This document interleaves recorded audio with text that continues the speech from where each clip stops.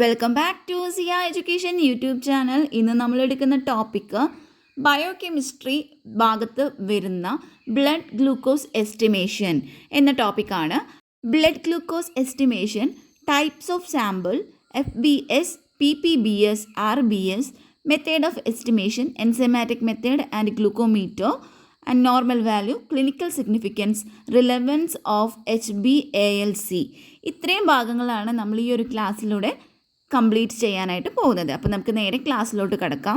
Biochemistry ഒരു ജീവിയിൽ സംഭവിക്കുന്ന പലതരത്തിലുള്ള ബയോകെമിക്കൽ റിയാക്ഷനെ കുറിച്ച് മനസ്സിലാക്കുന്നതിനുള്ള ഒരു ശാസ്ത്രശാഖയാണ് ബയോകെമിസ്ട്രി എന്ന് പറയുന്നത്. ക്ലിനിക്കൽ ബയോകെമിസ്ട്രി എന്ന് പറയുമ്പോൾ അതിൽ ഇൻവോൾവ് ചെയ്തിട്ടുള്ളത് analytical measurement of different chemical constituents of the body fluid like serum, plasma, urine, CSF, etcetera at the molecular level.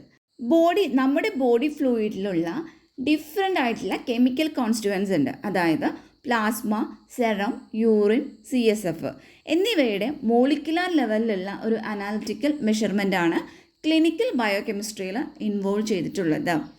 ഒരു ലബോറട്ടറിയിൽ പ്യൂരിറ്റിയെ ബേസ് ചെയ്തിട്ട് ഡിഫറെൻറ്റ് ഗ്രേഡ്സ് ഓഫ് കെമിക്കൽസ് ആണ് യൂസ് ചെയ്യുന്നത്. ഒരു റുട്ടീൻ ലബോറട്ടറിയിലാണെങ്കിൽ അവിടെ യൂസ് ചെയ്യുന്നത് ലബോറട്ടറി ഗ്രേഡ് റിയേജൻസ് ആണ്. അതിന് നമ്മൾ LR അല്ലെങ്കിൽ GR എന്ന് പറയാം കേട്ടോ. അപ്പോൾ ലബോറട്ടറി ഗ്രേഡ് റിയേജൻസ് ആണ് റുട്ടീൻ ലബോറട്ടറിയിൽ യൂസ് ചെയ്യുന്നത്. Chemicals of high purity used for advanced laboratory procedures. Advanced ആയിട്ടുള്ള ലബോറട്ടറി പ്രൊസീജിയേഴ്സിൽ അവിടെയൊക്കെ യൂസ് ചെയ്യുന്ന കെമിക്കൽസ് എന്ന് പറയുമ്പോൾ അത് ഹൈ പ്യൂരിറ്റി ഉള്ളതായിരിക്കും. അതിന് നമ്മൾ അനാലിറ്റിക്കൽ ഗ്രേഡ് റിയേജൻസ് എന്നാണ് പറയുന്നത്. AR അല്ലെങ്കിൽ അനലാർ എന്ന് പറയുന്നു. ബ്ലഡ് ഗ്ലൂക്കോസ് എസ്റ്റിമേഷൻ എനിമൽസിലും പ്ലാന്റ്സിലും വൈഡ്ലി ഡിസ്ട്രിബ്യൂട്ടഡ് ആയിട്ടുള്ള ഒരു കാർബോഹൈഡ്രേറ്റ് ആണ് ഷുഗർ എന്ന് പറയുന്നത്. അതിന് ഗ്ലൂക്കോസ് ആണ് മെയിൻ ഷുഗർ എന്ന് പറയുന്നത്. നമ്മുടെ ബോഡിയിലുള്ള മെയിൻ ഷുഗർ എന്ന് പറയുന്നത് ഗ്ലൂക്കോസ് ആണ്. അതാണ് ഒരു chief fuel providing constant energy for activities.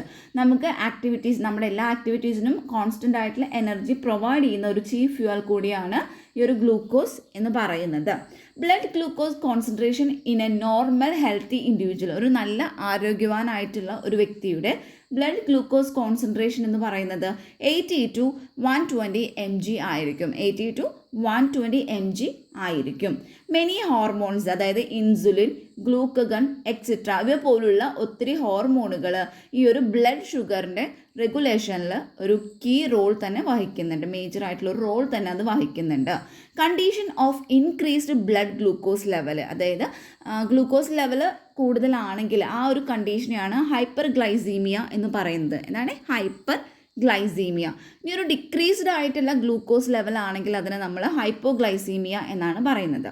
അപ്പോൾ ഹൈപ്പർ എന്ന് പറയുമ്പോൾ കൂടുതലുള്ളതും ഹൈപ്പോ എന്ന് പറയുമ്പോൾ അത് ഡിക്രീസ്ഡ് ആയിട്ടുള്ള ഒരു ഗ്ലൂക്കോസ് ലെവലും ആയിരിക്കും. ഡയബറ്റിസ് മില്ലിറ്റസ് അല്ലെങ്കിൽ DM എന്ന് നമുക്കതിനെ റെപ്രസെൻറ്റ് ചെയ്യാം. അപ്പോൾ ഈ ഒരു ഡയബറ്റിക് മില്ലിറ്റസ് എന്ന് പറയുന്നത് ഒരു ക്രോണിക് ഡിസീസാണ് due to the disorders of carbohydrate metabolism. അപ്പോൾ കാർബോഹൈഡ്രേറ്റ് മെറ്റബോളിസത്തിൽ ഉണ്ടാകുന്ന ഒരു ഡിസോർഡേഴ്സ് വഴിയാണ് ഈ ഒരു ഡയബറ്റിസ് മില്ലിറ്റസ് ഉണ്ടാകുന്നത്. അപ്പോൾ ഇതിനൊരു മെയിൻ കാരണം എന്ന് പറയുന്നത് ഒന്നുകിൽ ഇൻസുലിൻ്റെ ഡെഫിഷ്യൻസി അല്ലെങ്കിൽ ഇൻസുലിൻ്റെ ഒരു ഡിമിനിഷ്ഡ് ലെവൽ, ഇത് മൂലമാണ് ഇത് ഉണ്ടാകുന്നത്. അപ്പോൾ അതുവഴി എന്ത് സംഭവിക്കുന്നു? ഹൈപ്പർ ഗ്ലൈസീമിയ അല്ലെങ്കിൽ ഹൈപ്പർ ഗ്ലൈസീമിയയും അതുപോലെ തന്നെ ഗ്ലൈക്കോസ് യൂറിയയും ഉണ്ടാകുന്നു. യൂറിനിൽ ഗ്ലൂക്കോസിൻ്റെ പ്രസൻസ് ഉണ്ടെങ്കിൽ ആ ഒരു കണ്ടീഷനെയാണ് ഗ്ലൈക്കോസ് യൂറിയ എന്ന് പറയുന്നത്. ഇനി ഡയബറ്റീസിൻ്റെ സിംറ്റംസ് ആണ് പറയുന്നത്. ഫ്രീക്വൻ്റ് യൂറിനേഷൻ അല്ലെങ്കിൽ പോളി യൂറിയ എന്ന് പറയുന്നു. എക്സസീവ് തേഴ്സ്റ്റ്, അതിന് നമ്മൾ പോളിഡിപ്സിയ എന്ന് പറയുന്നു. ആൻഡ് ഇൻക്രീസ്ഡ് ഹങ്കർ, പോളിഫാജിയ, എക്സെട്ര ഇതെല്ലാമാണ് ഡയബറ്റീസിൻ്റെ സിംറ്റംസ് ആയിട്ട് വരുന്നത്. ഒരു ഫാസ്റ്റിംഗ് ഗ്ലൂക്കോസ് ലെവലിൻ്റെ ഒരു പിക്ചറാണ് നമുക്കിവിടെ തന്നിരിക്കുന്നത്. നോർമൽ ആണെങ്കിൽ 80 to 100 ആയിരിക്കും. പ്രീ ഡയബറ്റിക് ആണെങ്കിൽ 101 to 125 ആണ്. ഡയബറ്റിക് ആണെങ്കിൽ 126 പ്ലസ് ആയിരിക്കും. ക്ലാസിഫിക്കേഷൻ ഓഫ് ഡയബറ്റിസ് മില്ലിറ്റസ്, 2 തരത്തിലുള്ള ഡയബറ്റിസ് ആണുള്ളത്. ഒന്നാമത്തെയാണ് ജുവനൈൽ ഡയബറ്റിസ് എന്ന് പറയുന്നത്. Type 1 diabetes or insulin dependent എന്ന് നമ്മളതിനെ പറയുന്നുണ്ട്. രണ്ടാമത് വരുന്നത് അഡൾട്ട് ഓൺസെറ്റ് ഡയബറ്റ് ആണ്. അതിന് നമ്മൾ ടൈപ്പ് 2 ഡയബറ്റിസ് എന്ന് അല്ലെങ്കിൽ നോൺ ഇൻസുലിൻ ഡിപ്പെൻഡൻ്റ് എന്നും പറയുന്നു. ഇനി ടൈപ്പ് 1 ഡയബറ്റിസ് മില്ലിറ്റസ് എന്താണെന്ന് നോക്കാം. It accounts for 5 to 10% of all cases of GM. ഈ ഒരു ടൈപ്പ് 1 ഡയബറ്റിക്സ് മിലിറ്റസിനെ പ്രീവിയസ്ലി ഇതിന് ഇൻസുലിൻ ഡിപ്പെൻഡൻറ്റ് DM അല്ലെങ്കിൽ IDDM എന്ന് വിളിച്ചിരുന്നു. കാരണം because insulin therapy is essential to prevent കീറ്റോസിസിനെ പ്രിവെൻറ്റ് ചെയ്യാനായിട്ട് തടയുന്നതിന് വേണ്ടി അവിടെ ഇൻസുലിൻ തെറാപ്പി അത്യാവശ്യമായിരുന്നു. രണ്ടാമത്തേതിന് വിളിച്ചിരുന്നത് ജുവനൈൽ ഓൺസെറ്റ് DM എന്നാണ്. അതിന് കാരണം it is commonly present during childhood or Adolescence അല്ലെങ്കിൽ ചൈൽഡ്ഹുഡിൻ്റെ ആ ഒരു സമയത്തൊക്കെയാണ് ഇത് കോമൺലി പ്രസൻ്റ് ആയിരുന്നത്. ദെൻ ഇതിനെ ബ്രിറ്റിൽ DM എന്നും അതുപോലെ കീറ്റോസിസ് പ്രോൺ DM എന്നും വിളിച്ചിരുന്നു. It is characterised by absolute deficiency of insulin secretion. മാത്രമല്ല പാൻക്രിയാസിലുള്ള ബീറ്റാ സെല്ലിൻ്റെ cell mediated auto immune destruction മൂലമാണ് അതും ഒരു കാരണമായിരുന്നു. ഈ ഒരു ടൈപ്പ് 1 DM എന്ന് പറയുന്നത് മെജോറിറ്റി കേസായിട്ട് വരാനുള്ളൊരു കാരണമായിരുന്നു. അതുകൊണ്ട് തന്നെ ഈ ഒരു ടൈപ്പ് 1ന് ഇമ്മ്യൂൺ മീഡിയേറ്റഡ് ടൈപ്പ് 1 DM എന്ന് പറഞ്ഞിരുന്നു. That leads to inability of pancreas to synthesis insulin. അപ്പോൾ എന്താണ്, ഈ പാൻക്രിയാസിൻ്റെ ബീറ്റാ സെല്ലിൽ ഓട്ടോ ഇമ്മ്യൂൺ ഡിസ്ട്രക്ഷനൊക്കെ നടക്കുമ്പോൾ അത് വഴി എന്ത് സംഭവിക്കുന്നു, പാൻക്രിയാസിന് ഇൻസുലിൻ സിന്തസൈസ് ചെയ്യാനുള്ള ഒരു എബിലിറ്റി അവിടെ നഷ്ടപ്പെടുകയാണ് ചെയ്യുന്നത്.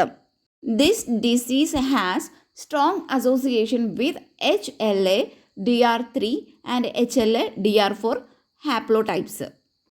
Type 2 diabetes mellitus. This is the most common form of DM, comprising about 90 to 95% of all patients of DM.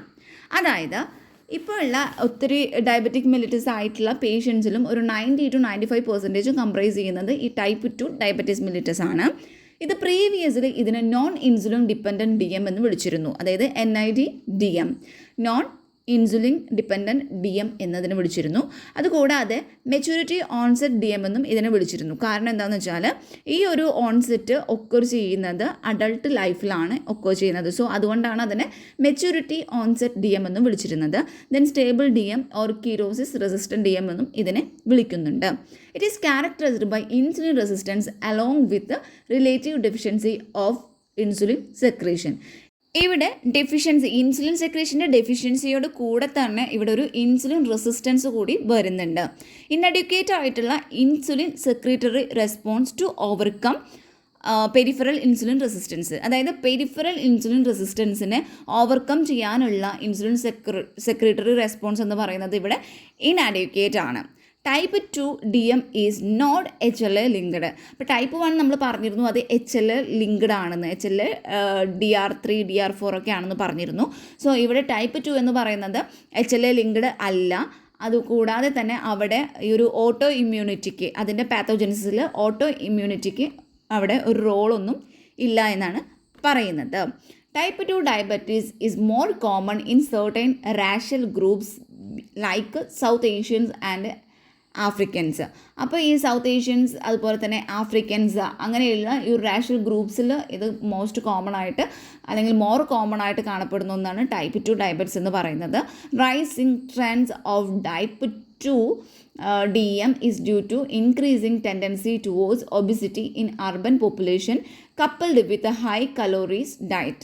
അതായത് ഈ ഒരു ടൈപ്പ് 2 എന്ന് പറയുന്ന ഈ ഒരു ടൈപ്പ് 2 DM അവിടെ റൈസ് ചെയ്യാനുള്ള പ്രവണത കൂടുന്നതിനുള്ള കാരണം എന്താണെന്ന് വെച്ചാൽ നമുക്ക് ഈ ഒബിസിറ്റി, ഇത് അമിതവണ്ണം, അതുപോലെ തന്നെ അർബൻ പോപ്പുലേഷനിലുള്ള അമിതവണ്ണം, അതുകൂടാതെ ഈ ഒരു ഹൈ കലോറി ഡയറ്റിനോടുള്ള നമ്മൾക്ക് ഉള്ള ഒരു ടെൻഡൻസി, ഇതുമൂലമൊക്കെയാണ് ഇവിടെ ഈ ഒരു ടൈപ്പ് 2 DM എന്ന് പറയുന്ന ആ ഒരു ഡിസീസ് അല്ലെങ്കിൽ ആ ഒരു ഡയബറ്റീസ് കൂടുതലായിട്ട് വർദ്ധിച്ചു വരാനുള്ള കാരണം.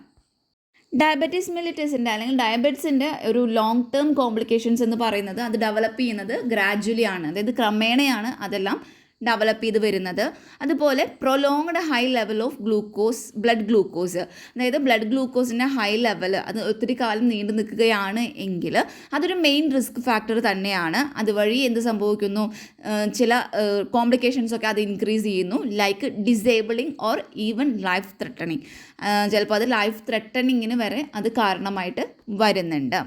ദ പോസിബിൾ കോംപ്ലിക്കേഷൻസ് ഇൻക്ലൂഡ്, ഇതിലുണ്ടാകുന്ന പോസിബിൾ ആയിട്ടുള്ള കോംപ്ലിക്കേഷൻസ് എന്ന് പറയുന്നത് അതിൽ വരുന്നതാണ് നെർവ് ഡാമേജ്, അതായത് neuropathy, kidney damage, nephropathy, eye damage, retinopathy, foot damage, skin disease, diabetes, coma, etcetera. ഇതെല്ലാമാണ് ഒരു പോസിബിൾ ആയിട്ടുള്ള കോംപ്ലിക്കേഷൻസ് എന്ന് പറയുന്നത്. ദെൻ ബ്ലഡ് ഷുഗർ എസ്റ്റിമേഷൻ നമ്മൾ നടത്തുന്നത് is done for the diagnosis and management of diabetes. അപ്പോൾ ഈ ഡയബറ്റിസിൻ്റെ ഡയഗ്നോസിസിന് വേണ്ടിയിട്ടും അതിൻ്റെ മാനേജ്മെൻറ്റിന് വേണ്ടിയിട്ടുമാണ് നമ്മൾ ഈ ഒരു ബ്ലഡ് ഷുഗർ എസ്റ്റിമേഷൻ നടത്തുന്നത്. പ്രീവിയസ്ലി യൂസ് ചെയ്തിരുന്ന മെത്തേഡ്, ഈ ഒരു ബ്ലഡ് ഷുഗർ എസ്റ്റിമേഷന് വേണ്ടിയിട്ട് യൂസ് ചെയ്തിരുന്ന ഒരു മെത്തേഡാണ് ഫോളിൻ വു മെത്തേഡ്സ് എന്ന് പറയുന്നത്. അപ്പോൾ ഈ ഒരു ഫോളിൻ വു മെത്തേഡിൽ that is based on the reducing property of ഗ്ലൂക്കോസിൻ്റെ റിഡ്യൂസിങ് പ്രോപ്പർട്ടീനെയാണ് ഇത് ബേസ് ചെയ്തിരുന്നത്. So it may not give true value. അതുകൊണ്ട് തന്നെ അതൊരു കറക്റ്റായിട്ടുള്ള ട്രൂ വാല്യൂ അത് തരുന്നില്ല. New method used for blood sugar estimation. അപ്പോൾ ബ്ലഡ് ഷുഗർ എസ്റ്റിമേഷനിൽ യൂസ് ചെയ്യുന്ന പുതിയ മെത്തേഡുകളാണ് GOD POD മെത്തേഡും അതുപോലെ തന്നെ ഹെക്സോകൈനൈസ് മെത്തേഡ് എന്ന് പറയുന്നത്. അപ്പോൾ GOD POD മെത്തേഡിൻ്റെ ഫുൾ ഫോം വരുന്നത് glucose oxidise peroxidase coupled method. അതൊരു ഈ ബ്ലഡ് ഗ്ലൂക്കോസിനെ ഒരു ഹൈ ആക്യുറസിയിൽ എസ്റ്റിമേറ്റ് ചെയ്യാനുള്ളൊരു മെത്തേഡാണ് ഈ GOD POD എന്ന് പറയുന്നത്. One of the specific and most routine employed estimation method of blood glucose determination. Blood glucose estimation അല്ലെങ്കിൽ ഡിറ്റർമിനേഷൻ്റെ സമയത്ത് എംപ്ലോയ് ചെയ്യുന്ന അല്ലെങ്കിൽ മോസ്റ്റ് റുട്ടീൻലി എംപ്ലോയ് ചെയ്യുന്ന ഒരു മെത്തേഡ് എന്ന് പറയുന്നത്, ഒരു സ്പെസിഫിക് ആയിട്ടുള്ളൊരു മെത്തേഡ് എന്ന് പറയുന്നത് ഗ്ലൂക്കോസ് ഓക്സിഡൈസ് മെത്തേഡാണ്. ജെസ്റ്റേഷണൽ ഡയബറ്റിസ് മെലിറ്റസ് അഥവാ GDM. നമുക്ക് ആ ടേം കേൾക്കുമ്പോൾ തന്നെ അറിയാം അതൊരു പ്രഗ്നൻസി ടൈമിലുള്ള ഒരു ഡയബറ്റിക്സ് ആണെന്ന് നമുക്കറിയാം. അപ്പോൾ this refers to the onset or first recognition of glucose intolerance during pregnancy. അപ്പോൾ പ്രഗ്നൻസിയുടെ ടൈമിലുള്ള ഈ ഗ്ലൂക്കോസ് ഇൻടോളറൻസിൻ്റെ ഫസ്റ്റ് റെക്കഗ്നീഷൻ അല്ലെങ്കിൽ ആ ഒരു ഓൺസെറ്റ്, അതാണ് GDM എന്നുകൊണ്ട് ഉദ്ദേശിക്കുന്നത്. GDM occurs in 2 to 3% of all pregnant woman. Pregnant ലേഡീസിൽ അല്ലെങ്കിൽ പ്രഗ്നൻറ്റ് വുമൺസിൽ ഒരു 2 മുതൽ 3% വരെ ഈ ഒരു GDM ഒക്കേർ ചെയ്യാറുണ്ട്. It is associated with the increased risk of, അതായത് ഈ GDM കാരണം ഉണ്ടാകാവുന്ന റിസ്കുകളാണ് പറയുന്നത്. അപ്പോൾ high birth weight of the newborn, കുട്ടി അമിതഭാരത്തോടെ ജനിക്കുക, ഓവർ വെയ്റ്റ് ആയിട്ടുള്ള കുട്ടിയുടെ ജനനം, അതുപോലെ കാർഡിയാക് ഡിഫക്റ്റുകൾ, പോളിഹൈഡ്രാമിനോസ്, പിന്നെ ഇൻട്രാ യൂട്രൈൻ ഫീറ്റൽ ലോസ്, അതായത് പ്ലാസെൻ്റൽ ഇൻസഫിഷ്യൻസി മൂലം ഉണ്ടാവുന്ന ഇൻട്രാ യൂട്രൈൻ ഫീറ്റൽ ലോസ്, പിന്നെ പ്രീമച്വർ ബർത്ത്, മാസം തികയുന്നതിന് മുമ്പ് കുട്ടി ജനിക്കുക, പിന്നെ പ്രഗ്നൻസി ടൈമിലുള്ള hypertension, pre eclampsia and alteration in duration of പ്രഗ്നൻസിയുടെ ആ ഒരു ഡ്യൂറേഷനിൽ ഉണ്ടാകുന്ന ഓൾട്ടറേഷൻ. അപ്പോൾ ഇതൊക്കെയാണ് ഇതുമായിട്ട് അസോസിയേറ്റഡ് ആയിട്ടുള്ളൊരു റിസ്കുകൾ എന്ന് പറയുന്നത്. ഇഡിയോപ്പത്തിക് ഡയബറ്റിസ് മെലിറ്റസ് അല്ലെങ്കിൽ ഇഡിയോപ്പത്തിക് DM. ചില കേസുകളാണെങ്കിൽ ഈ ഒരു ടൈപ്പ് 1 DM എന്ന് പറയുന്നതിന് പ്രത്യേകിച്ച് എത്തിയോളജിക്കൽ എവിഡൻസ് ഒന്നും ഉണ്ടായിരിക്കില്ല, അല്ലെങ്കിൽ ഓട്ടോ ഇമ്മ്യൂണിറ്റിയുടെ എവിഡൻസ് ഒന്നും ഉണ്ടായിരിക്കില്ല.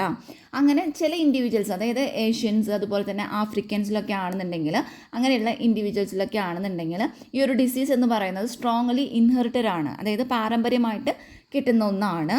ദിസ് ഫോം ഓഫ് ടൈപ്പ് 1 DMനെയാണ് നമ്മൾ ഇഡിയോപ്പത്തിക് DM എന്ന് വിളിക്കുന്നത്. ഇനി ഇവിടെ യൂസ് ചെയ്യുന്ന സാമ്പിൾസ് നമുക്ക് നോക്കാം. Samples used for the estimation of blood glucose. അവിടെ നമ്മൾ യൂസ് ചെയ്യുന്ന സാമ്പിൾ എന്താണ്? സെറം അല്ലെങ്കിൽ പ്ലാസ്മ സാമ്പിളാണ് ഇവിടെ യൂസ് ചെയ്യുന്നത്. The plasma separated from blood sample collected in tubes containing sodium fluoride NaF and potassium oxalate mixture is an ideal sample for blood glucose estimation. Blood sample നമ്മൾ already എടുത്തതിന് ശേഷം ഈ ഒരു blood സാമ്പിളിൽ നിന്നും പ്ലാസ്മേനെ separate ചെയ്തതിന് ശേഷം നമ്മൾ അതിനെ ഒരു ട്യൂബിലോട്ട് മാറ്റുന്നു. അതായത് സോഡിയം ഫ്ലൂറൈഡ് NaFും അതുപോലെ പൊട്ടാസ്യം ഓക്സാലേറ്റും അടങ്ങിയിട്ടുള്ള ഒരു ട്യൂബിലോട്ട് ഈ ഒരു പ്ലാസ്മേനെ സെപ്പറേറ്റ് ചെയ്തിട്ട് ഇടുന്നു. അതൊരു ഐഡിയൽ സാമ്പിളാണ്. നമ്മുടെ ബ്ലഡ് ഗ്ലൂക്കോസ് എസ്റ്റിമേഷന് ഉള്ള ഒരു ഐഡിയൽ സാമ്പിളാണ് ഇതെന്ന് പറയുന്നത്. RBCയിൽ ഗ്ലൈക്കോളിസിസ് നടക്കുന്നുണ്ട്. അപ്പോൾ ഈ ഗ്ലൈക്കോളിസിസിനെ സഹായിക്കുന്ന ഒരു എൻസൈമാണ് എനോലീസ് എന്ന് പറയുന്നത്. അപ്പോൾ ആ ഒരു എൻസൈമിനെ ഇൻഹിബിറ്റ് ചെയ്തിട്ട് അവിടെ RBCയിൽ ഗ്ലൈക്കോളിസിസിനെ പ്രിവെൻറ്റ് ചെയ്യുന്നു. അങ്ങനെ പ്രിവെൻറ്റ് ചെയ്തിട്ട് ഈ ഒരു സാമ്പിളിലുള്ള ഗ്ലൂക്കോസിൻ്റെ ലോസിനെ ഈ NaF പ്രിവെൻറ്റ് ചെയ്യുകയാണ് ചെയ്യുന്നത്. Various type of samples. First one, fasting blood sugar FBS. The blood sample is collected after the patient fast for 12 hours or overnight. അതായത് ഈ ഒരു സാമ്പിൾ കളക്ട് ചെയ്യുന്നത് ഈ ഒരു പേഷ്യൻ്റ് ഒരു 12 മണിക്കൂറോ അല്ലെങ്കിൽ ഓവർനൈറ്റോ ഫാസ്റ്റ് ചെയ്തതിന് ശേഷം ആണ് ഈ ഒരു ബ്ലഡ് സാമ്പിൾ കളക്ട് ചെയ്യുന്നത്. രണ്ടാമത്തെ സാമ്പിൾ എന്ന് പറയുന്നത് പോസ്റ്റ് പ്രാൻഡിയൽ ബ്ലഡ് ഷുഗർ ആണ്, PPBS. Blood is collected 1.5 to 2 hours after the intake of rich carbohydrate meals. അതായത് ഒരു റിച്ച് കാർബോഹൈഡ്രേറ്റ് മീൽസ് കഴിച്ചതിന് ശേഷം ഒരു 1.5 മുതൽ ഒരു 2 മണിക്കൂർ കഴിഞ്ഞിട്ട് ഈ ബ്ലഡ് സാമ്പിൾ കളക്ട് ചെയ്യുകയാണ് ചെയ്യുന്നത്. മൂന്നാമതായിട്ട് പറയുന്നത് random sample, RBS. Blood is collected at any time regardless the time of food intake. Glucometer, the device for determining the approximate concentration of glucose in the blood. ബ്ലഡിൽ ഉള്ള ഗ്ലൂക്കോസിൻ്റെ approximate കോൺസെൻട്രേഷനെ determine ചെയ്യാനായിട്ട് ഉപയോഗിക്കുന്ന ഡിവൈസാണ് glucometer എന്ന് പറയുന്നത്. It is commonly used for home blood glucose monitoring by peoples with diabetes mellitus or hypoglycaemia. ഈ hypoglycaemia ഉള്ള ആൾക്കാർ അല്ലെങ്കിൽ ഡയബറ്റിസ് മെലിറ്റസ് ഉള്ള ആൾക്കാർ വീട്ടിൽ വെച്ചിട്ട് ബ്ലഡ് ഗ്ലൂക്കോസ് മോണിറ്റർ ചെയ്യാനായിട്ട് യൂസ് ചെയ്യുന്ന ഒരു ഡിവൈസാണ് ഈ ഒരു ഗ്ലൂക്കോമീറ്റർ എന്ന് പറയുന്നത്. The meter displays the level of glucose in the unit of mg/gl. അപ്പോൾ അതിലുള്ള ആ മീറ്റർ എന്ന് പറയുന്നത് ഈ ഒരു ലെവൽ ഓഫ് ഗ്ലൂക്കോസിനെയാണ് അത് കാണിക്കുന്നത്. മോസ്റ്റ് ഓഫ് ദ ഗ്ലൂക്കോമീറ്റർ എന്ന് പറയുന്നത് that is based on the electrochemical technology or colour reflectance principle. Colour reflectance പ്രിൻസിപ്പിളിനെയും അല്ലെങ്കിൽ ഇലക്ട്രോകെമിക്കൽ ടെക്നോളജീനെ ബേസ് ചെയ്തിട്ടാണ് ഒട്ടുമിക്ക ഗ്ലൂക്കോമീറ്റേഴ്സും ഇരിക്കുന്നത്. Glucose tolerance test, the capacity of the body to tolerate an extra load of glucose. അതാണ് ഗ്ലൂക്കോസ് ടോളറൻസ് എന്ന് പറയുന്നത്. അതായത് എക്സ്ട്രാ നമ്മുടെ ബോഡിയിൽ എക്സ്ട്രാ ലോഡ് ചെയ്തിട്ടുള്ള ഗ്ലൂക്കോസിനെ ടോളറേറ്റ് ചെയ്യാനുള്ള നമ്മുടെ ബോഡിയുടെ ഒരു കപ്പാസിറ്റിനെയാണ് ഗ്ലൂക്കോസ് ടോളറൻസ് എന്ന് പറയുന്നത്.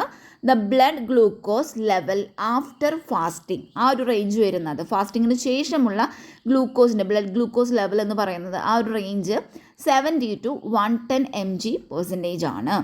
The oral GTT is used to diagnose pre diabetes and diabetic conditions. അപ്പോൾ ഡയബറ്റിക് കണ്ടീഷൻസും പ്രീ ഡയബറ്റിസിനൊക്കെ ഡയഗ്നോസ് ചെയ്യാനായിട്ട് യൂസ് ചെയ്യുന്നത് ഈ ഒരു ഓറൽ GTT ആണ്.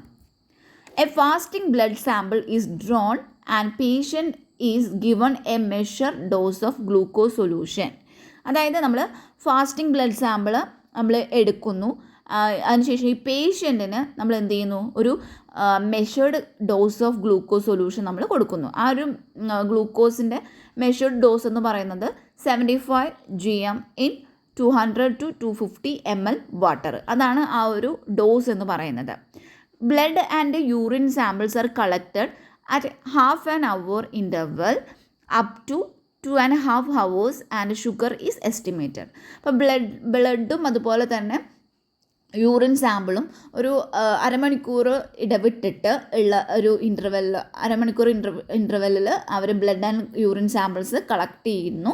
ഒരു 2.5 മണിക്കൂർ വരെ അതങ്ങനെ കളക്ട് ചെയ്യുന്നു. എന്നിട്ട് ഷുഗർ അവിടെ എസ്റ്റിമേറ്റ് ചെയ്യുകയാണ് ചെയ്യുന്നത്.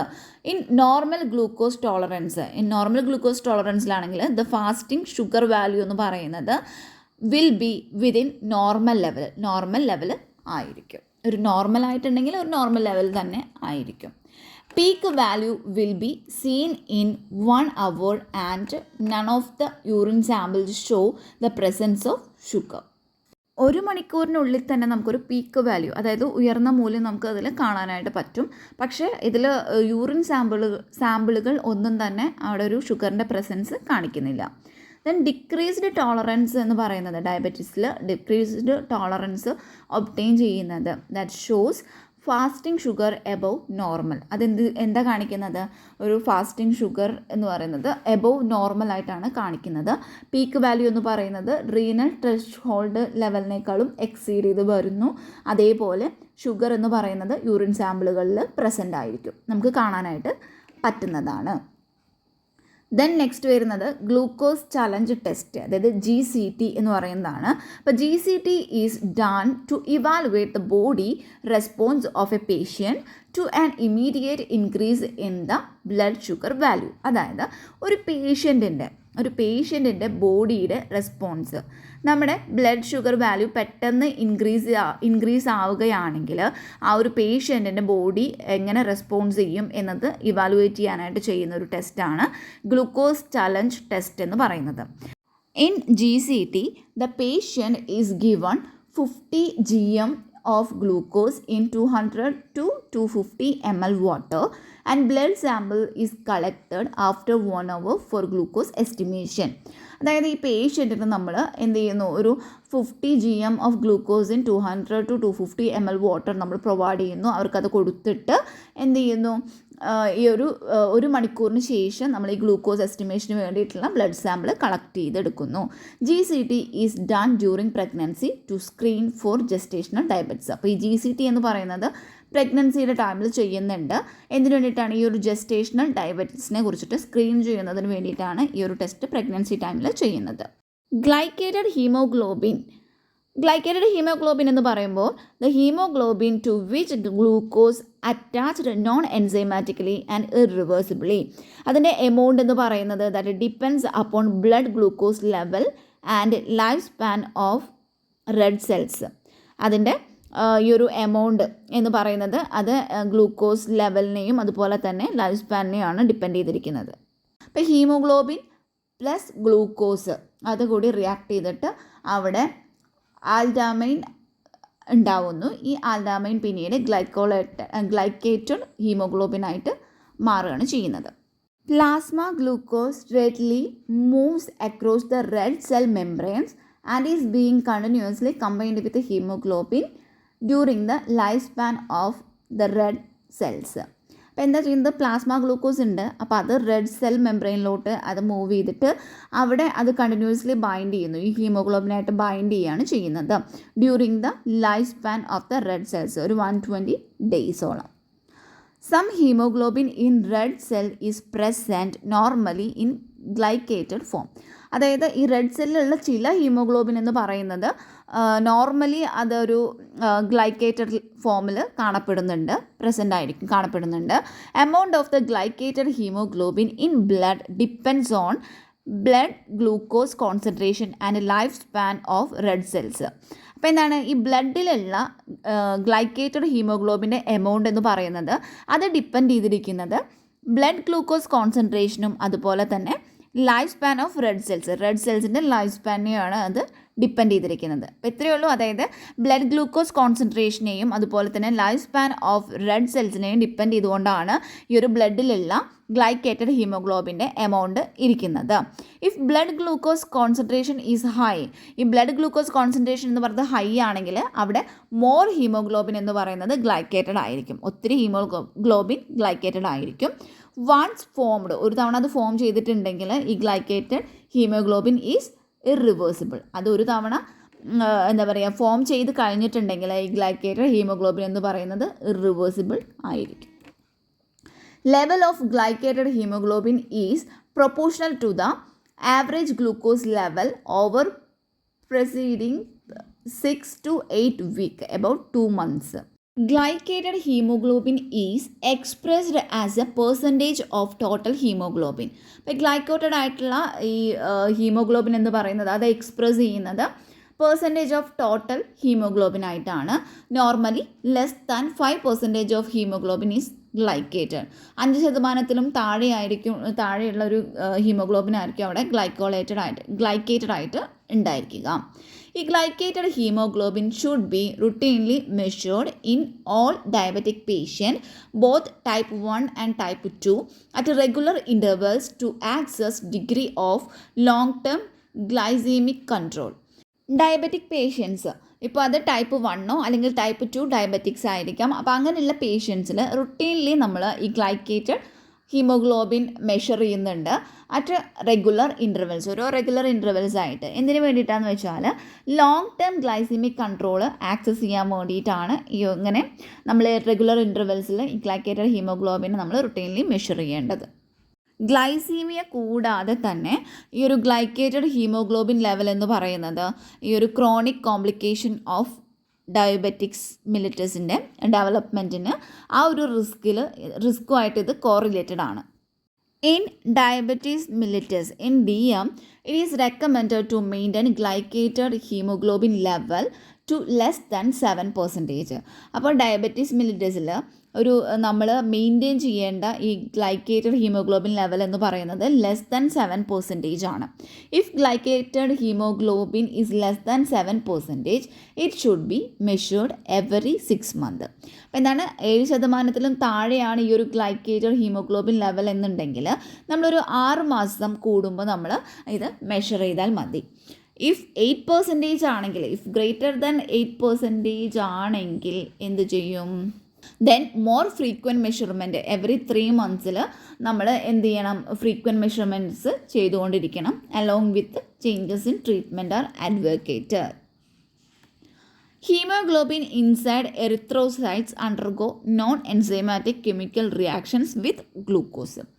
അതായത് ഈ എറിത്രോസൈറ്റിൻ്റെ ഉള്ളിലുള്ള ഈ ഒരു ഹീമോഗ്ലോബിൻ എന്ന് പറയുന്നത് ഗ്ലൂക്കോസായിട്ട് ഒരു നോൺ എൻസൈമാറ്റിക് കെമിക്കൽ റിയാക്ഷൻ അവിടെ നടക്കുന്നുണ്ട്.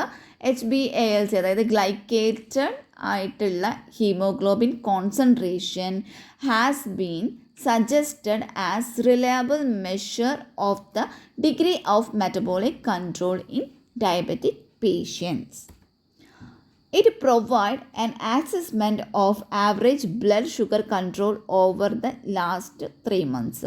അതായത് ഇതൊരു ആവറേജ് ബ്ലഡ് ഷുഗർ കൺട്രോൾ, അതിൻ്റെ ഒരു അസസ്മെൻറ്റ് ഇത് പ്രൊവൈഡ് ചെയ്യുന്നുണ്ട്.